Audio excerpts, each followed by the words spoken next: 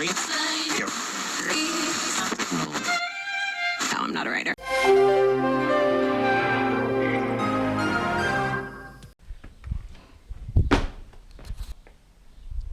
Work in progress. Una delle cose più belle e importanti che puoi imparare dalla vita è l'oggettività e la soggettività delle cose. Premesso questo per dire che non è che questo è il modo di viaggiare fuori dall'autostrada, media praticamente sempre dei 60-70 all'ora, ma è il mio modo di viaggiare e su questo non si piove, questo è incontestabile. Altre persone ovviamente possono preferire di andare via ai 170 all'ora in autostrada perché non gli piace il viaggio, ma preferiscono la destinazione. Non c'è un giusto o sbagliato, a loro piace quel modo, a me piace quest'altro. L'esempio che faccio sempre per spiegare questa cosa è lo sterco raro, no? Quello che fa sulle cacchine, le palline della cacca, no? Cioè, come puoi dirgli che la cacca è brutta e che puzza? Cioè lui ti dice no, cioè io vivo per quello. E sono anche curioso di vedere quando mi entra in riserva, perché ho fatto 30 euro prima di partire lì a Jesolo, no? E non siamo ancora entrati in riserva, perché secondo me con 50 euro ti attraversi l'Italia per largo. O comunque avevo fatto la prova quella volta andando a Tramonti, andata e ritorno 200 km, ho stimato più o meno mi aveva consumato 18 euro di benzina, sì, di gasolio. Mi ha interrotto il discorso, ciccio pasticcio, quindi direi che se vai piano non ti consuma niente sto camper. Poi non è neanche solo andare piano, se te noti, sono solo in quelle poche riprese che ho fatto mentre guido, io le rotonde praticamente decelero e faccio la rotonda in quinta o in quarta, e i semafori inizio a rallentare un bel po' prima, lascio il camper andare avanti al minimo in seconda e finché poi arrivo a verde riaccelero piano e vado via. Cioè non sforzo mai il motore, quindi non gli faccio fare partenze da fermo e praticamente non faccio quasi mai accelera e frena, insomma, ecco, sostanzialmente è quello. Vado via, dico sempre come un trenino, no? Cioè i 60 all'ora così, ma sempre, cioè fisso, tipo adesso. Ho dovuto iniziare a imparare a andare via in modalità economica, perché una volta avevo un'amorosa di Treviso e andavo quasi tutti i giorni a trovarla, per carità con la Smart di media ti fa 30 con litro, però insomma, va che panorami. Wow. Poi c'è chi mi dice sì, ma così non arrivi mai. Beh, gran calma, io sono già arrivato, praticamente sono qui seduto nel mio camper e vedo l'Italia che gira, no? Ed è bellissimo. Poi quando non sei autostrada hai più possibilità di trovare le cose belle da fermarti, ovviamente. Poi mi dicono ma ce la fa il tuo camper a fare i viaggi lunghi? Beh, tieni conto, stai andando via in coppia, adesso anche un po' più del solito, perché di solito sono tra i 50 e i 60, adesso dai 60 ai 70, probabilmente perché ho quasi finito l'acqua, il camper è bello leggero e allora va di più. Poi fai le tue belle sostine ogni tanto, cioè non per far riposare il camper, ma per te così, perché vuoi fare della sostina, magari se possibile lo lasci all'ombra e è un po' i giri che fai tutti i giorni con la macchina, capisci? Guarda che verdumi proprio, prati e campi, bello, un po' come piace a me, un po' Slovenia, no? Adesso tutto bellissimo, però adesso è anche un po' più normale fare queste cose, sono anche dentro un camper. La prima volta però, ecco, Cremona sì, la prima dove mi ero perso quella volta in moto, perché c'era Parma e Cremona e io confondevo i latticini, no? Non c'erano navigatori quelle volte, no? Allora, vabbè, alla fine ne sono uscito fuori, però stavo dicendo, no? Che a 16 anni andare via con 125, fare Jesolo, Francia, Monte Carlo, cioè aveva tutto un altro peso, no? Cioè ci mettevi più enfasi, era una cosa un po' proibita, c'era quel gusto del proibito, quel gusto del nuovo, quel gusto dell'avere sfondato una porta chiusa, è bellissimo. Riprese sempre un po' alla cacchio, l'audio mi dispiace, sì, l'audio un giorno devo studiare qualcosa per normalizzarlo, per vedere, perché col Filmora non c'è niente, che è il programma che uso per montarlo, no? Però d'altronde questo è un canale che ti fa vedere le cose, non è un canale che fa gli effetti speciali, che è bravo, che è figo, che è un professionista, no, e Continua il Mondo ti porta a far vedere le cose fuori, cioè ti porta a scoprire, perché anch'io scopro, no? Quindi sempre fuori dalle rotte, solitamente fuori dai posti più visitati, e andiamo così a visitare, a esplorare, ogni tanto per sentito dire e ogni tanto proprio partendo e fermandosi dove capita. Sì, andavo in panico io in autostrada col caldo e proprio quell'aria, no, in lontananza da affa e caldo, mamma mia. E nelle stradine io sto bene, vado dove voglio, bello, alla mia velocità, tranquillo e via. Se Yuri me l'avevi già detto, ho capito, ma se ripeto una cosa è perché, cioè, non tanto ci tengo, ma perché proprio è vera, no? Perché l'ho percepita in quel momento, l'ho pensata in quel momento, figa, no? E la riscopro ancora, no? La riconfermo volta per volta. Quindi, soprattutto, come sempre, questo mio viaggiare qua.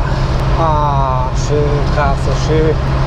Con l'ariettina fresca che ti entra, sì, bello. I campi di girasole, le chiesette antiche là con quei loro campanili, ognuno fatto a modo suo. Dai, guardati che colori oggi, eh? No, guarda lì in fondo che figata, che panorama, che colori con quella vecchia chiesa lì. Direi ce l'hai su con le chiese? No, è che le chiese sono una rappresentazione estetica non indifferente, perché sono fatte veramente con gusto, e le chiese giocano molto su quello che alcuni sostengono, no? Che il bello per l'essere umano è la conformità, la simmetria, cioè l'uguaglianza delle parti di una forma, no? Per me è una grandissima stronzata, perché come io dico sempre, la bellezza, ma tante altre cose dipendono dal contesto sociale in cui tu nasci, quindi l'ambientazione, il modo di apprezzare le cose a cui sei stato abituato e via discorrendo. Certo, pretendo di avere la verità in tasca, però cari testoni, tra la simmetria della materia ai condizionamenti sociali, direi che sta già più in piedi la mia, Ora qua che ti faccio vedere. Allora, rotonda stretta, abbiamo rallentato, non abbiamo toccato il freno, dalla quinta metto la terza, freno un pochino, poco niente, lascio andare col minimo, a metà rotonda accelero un pochino, cioè per farti spiegare perché consumo così poco io. Lascio andare su da solo il camper. Cambio, cambiare il più veloce possibile. Più veloce possibile non significa cambiare velocissimo, se no spacchi il cambio. Più veloce possibile è appunto, come dice la parola, possibile, cioè quando senti che il cambio non ne risenti è inutile che stai lì a fare ancora più, capisci? Quello vuol dire il più veloce possibile. Minchia, sono ancora bello carico, cioè carico nel senso che sono tranquillo e la guida non mi stanca, perché giustamente andare ai 60-70 all'ora, che è la guida del camper, non essendoci vento, strade particolarmente difficili eccetera, il cervello dedica poche risorse alla guida, no? E quindi non ti stanchi, cioè diventa rilassante. Poi guardi anche i panorami e quelli ti ricaricano, no? Ti danno, sono dei motivatori, dei galvanizzatori. On the road again, ta-na-na-na-na-na. Ciao, mi dispiace da una parte che non c'è il CP, però è vero anche che dopo, quando fa caldo, non ho il clima qua e trovi coda, non trovi a parcheggiare eccetera, cioè il CP ti muore, dopo devi magari spostarti in bicicletta, cioè il CP non è che non puoi avere un cane d'estate, non puoi andarci in giro d'estate, assolutamente no, però non puoi fare questi tipi di giri e di vacanze col CP, hai capito? Cioè almeno io, per dove devo andare, per la strada che c'è da fare, per il camper che ho, povero per il CP che ho, poretto, questo qua mi va a prendere un colpo di calore. Non devo giustificare nulla, è che conosco il CP da più di 10 anni, quindi capisci? Percorrere queste strade è anche una ottima opportunità per ragionare, per pensare, parlare con te stesso, a volte anche a voce alta, come è successo poco fa, insomma, qui in GoPro. Però occhi sempre sulla strada. Cosa significa? Quando hai anni e anni, o più che anni, chilometri di esperienza, il tuo subconscio lavora per te, che però l'occhio deve trasmettere tutte le informazioni al cervello, quindi la strada come sta andando, il fosso dov'è, le macchine che arrivano, anche se tu non ci pensi perché sei diciamo sovrappensiero, che è una cosa normale, insomma, altrimenti se non ci fosse questa capacità inconscia del cervello di gestire la guida ci sarebbero infinitamente più incidenti.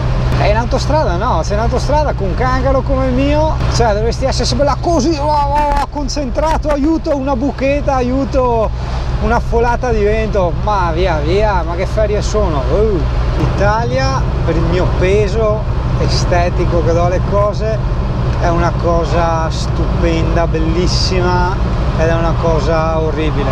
Con tutto il rispetto, prendo sempre ad esempio, non so, Marghera, e mettila a confronto, non so, con Tramonti, no? Dove andavo a fare i wild lì nel torrente, cioè, o tutte quelle belle montagne, laghi, ma anche queste strade che adesso stiamo visitando, no? C'è questo contesto fatto di questi colori che questo signore che sorpassa non se li sa apprezzare, perché è lì col SUV, col Q3, con moglie incazzata perché non si arriva più, hai capito? Invece no, capo, vai a casa moglie, vendi che il Q3 de merda là e goditi la vita, goditi i panorami, che un giorno, porca di quella troia, non dico che non ci saranno più, però se andiamo avanti questo passo, ragazzo, quasi. Perché vedi, ogni tanto anche sti borghetti qua, cioè come dicono i teenager, ci stanno, effettivamente ci stanno, c'era spazio, li ha messi, no? Guarda che bei pittoreschi, invece di quei merda di outlet, di robe moderne, no? Dovrebbero, oppure fai pure la roba nuova, ma ricopiala nel vecchio stile che è gradevolissimo, fai quello stile che dico sempre io, il toscano, no? Pietra e legno, bellissimo, quei rustici toscani, mamma mia, i colori, ma rallentate, guardate i colori, stoppai, sapete la cura sempre come desperai, siamo ai 70 all'ora, ragazzi, non basta, guarda, vi siete persi anche quel borghetto là, vi siete persi, Dosso Palla vicino, cioè così grande non l'avete neanche visto.